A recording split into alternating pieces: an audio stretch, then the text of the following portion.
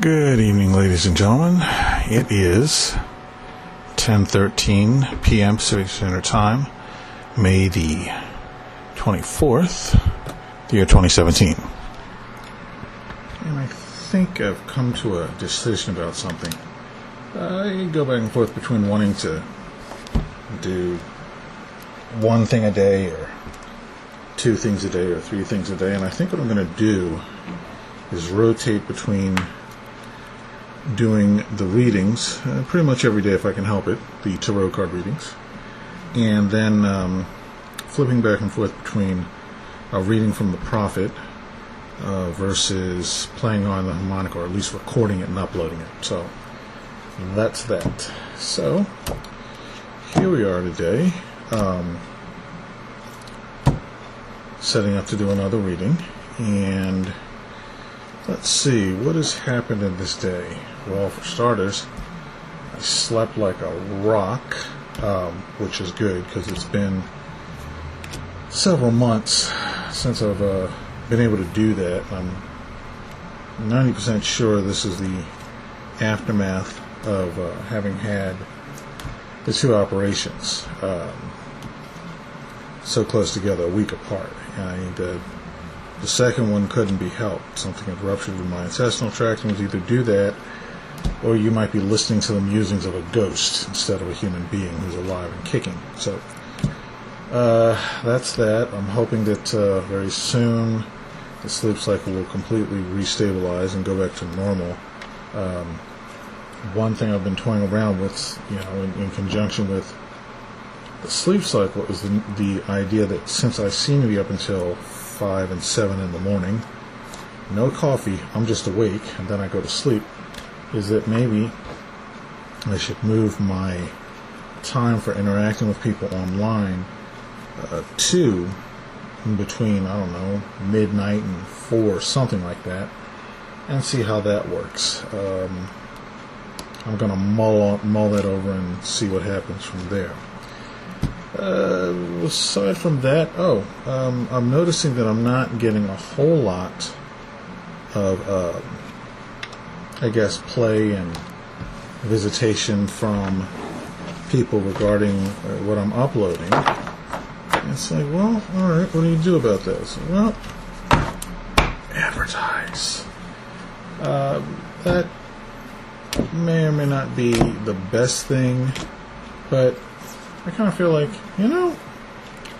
give it a whack. Find one of these people on Fiverr who can actually put my stuff in front of a lot of people and see what happens. I did have one visitor to my chat room. They were early by about a half an hour, and I apologized for being late, and I thought, wait, I'm not there until between 2 and 5 in the afternoon. What am I apologizing for? So, they didn't come back, but we'll see what happens. That's pretty much it. Right now I'm shuffling the cards.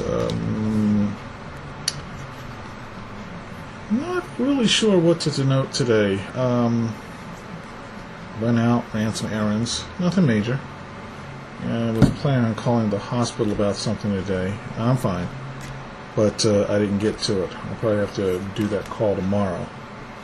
So as I'm shuffling the cards, I'm just, I don't want to say rambling, just sort of thinking things through. This is, I guess, sort of part of my process in terms of I talk, I wait to see if things pop into my head, and so far, nothing in particular is jumping off. Not a bad thing, not a good thing, just is. So, that's the report for today. And I've got one more shuffle of the cards to go through. I've got a very interesting shuffling pattern.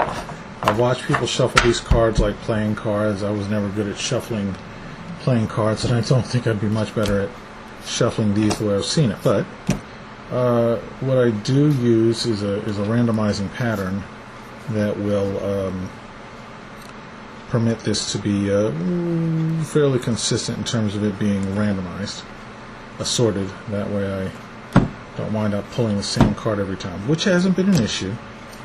So, just make sure you're doing something about that so that you're not pulling the same card.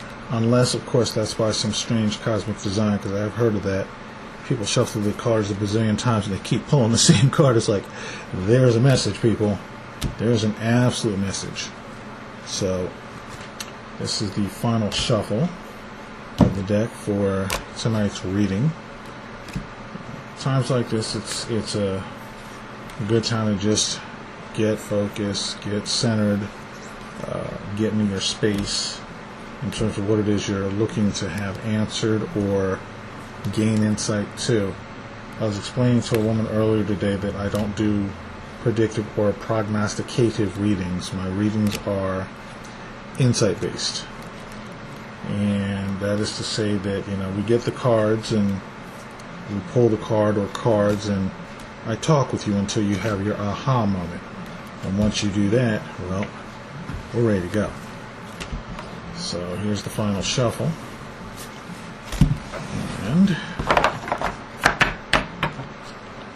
cut the deck. And we have another inverted card. Interesting. Wow, clairvoyance. Interesting. Okay. Clairvoyance. What is that about? Well, let's do this. Let's look for the definition of clairvoyance. I'm going to Google find clairvoyance. And boom. Now, according to the search, clairvoyance is the supposed facility of perceiving things or events in the future or beyond normal sensory contact. Yeah, I can buy that. I find it interesting that they say the supposed faculty. I can't speak for anyone else out there but myself.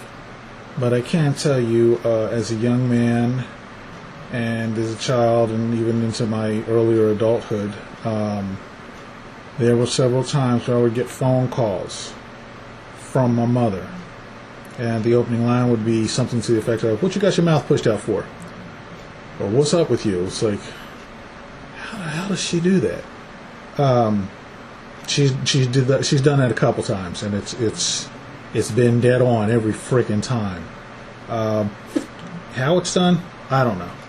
Sometimes you get a feeling about something, your gut goes off, your spidey sense goes off, whatever the case being.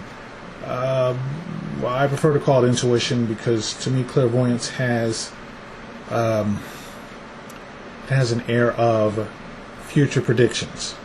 And I think I can count on one hand with a couple digits left over how many times I've had anything occur to me where it came true at a later point.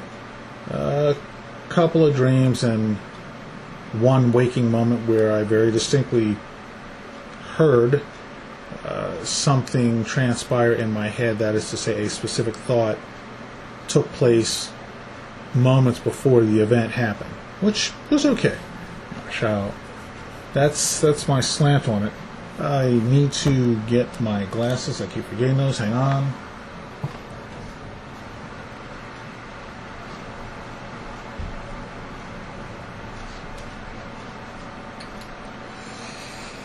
Actually, we're going to go with the flashlight instead. The glasses are further away. Clairvoyance. Archangel Raziel. I am helping your spiritual sight to awaken fully so you can clearly see. Heavenly love. That's a good thing. To quote a song, what the world needs now is love, sweet love. I think that if we had more actual, genuine, unconditional love on the planet in this world, we'd have a lot less problems than we do. People that are trying to ram their agenda down other people's throats, bullying, that's not love. People trying to whip you into believing that God is a vengeful soul when God is a loving spirit, that's not good. Where all this ties into clairvoyance is part of what I consider to be clairvoyance is intuition, and I really define intuition as that small, still voice that keeps you behind out of hot water or severe danger, depending. Too many times we ignore that voice. I've also heard it called first thought. The notion being that you're trying to debate on a situation in your mind, you're grappling with a decision, and as far as I know, 999 times out of 100, or 1,000, excuse me, out of 1,000, your first thought is usually accurate. It happens a lot with test taking as well. There's no getting around that as I want to say a statistical reality. Now, some people from the hard science leagues of statistics and data gathering and data farming and data point acquisition will argue that's fine. You guys are the expert. I'm not. I've just had one too many situations occur where the first thought I had on a situation, and when I didn't follow it, burnt, not feeling too good about it. So it's not difficult, and I think the key to it is becoming still, becoming quiet. That, I believe, is why meditation is such a good thing. We spend nowadays more and more of our time immersed in some sort of electronic minutia, let alone TV, let alone radio, let alone texting, let alone chatting, let alone being on the computer. There's really nothing wrong with the notion of getting a small votive candle, putting it in a safe, stable, secure position, dimming the lights, lighting it, setting a timer for 10 or 15 minutes or so, depending, and just stare at it. Don't do anything else. Let the thoughts go by. Make sure you've turned off all other, volatile electronic or electric situations. Lock your door, close your windows, etc.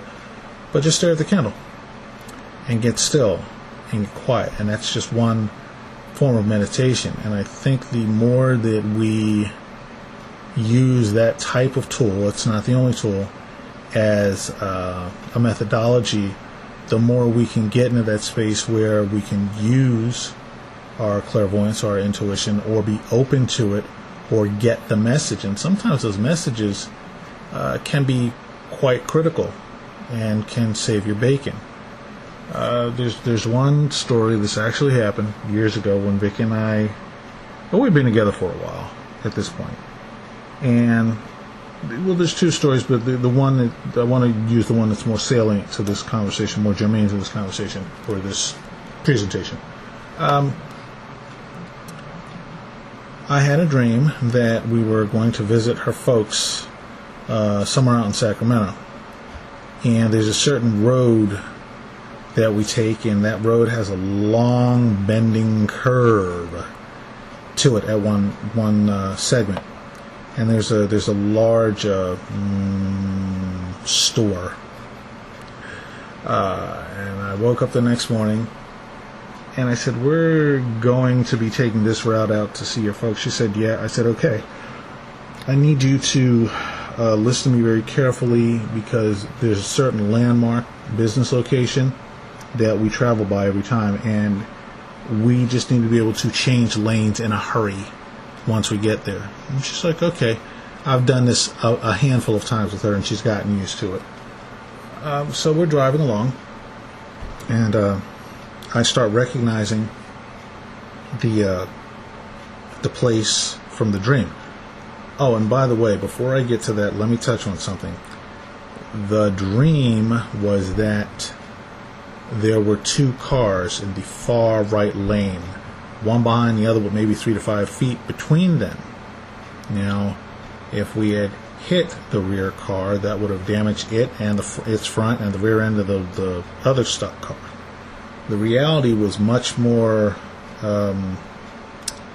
impactful.